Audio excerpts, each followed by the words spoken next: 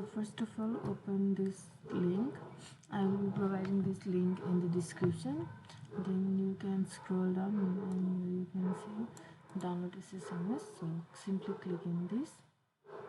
I have already downloaded this, so I won't download that.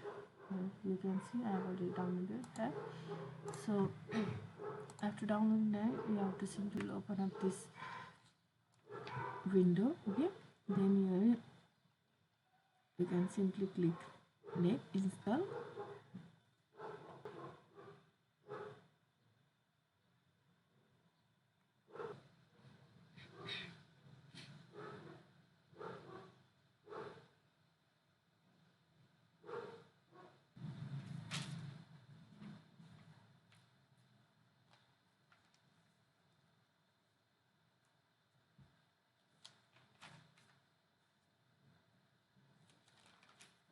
Installation is successful, so close it. Now what you have to do is go into start menu, then type SSMS. Now here you can see our SSMS is installed, so now open it.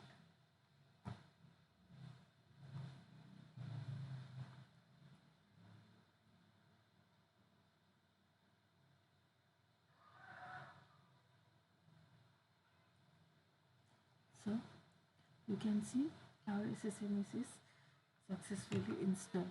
That's it for the video. Have a good day. Bye bye.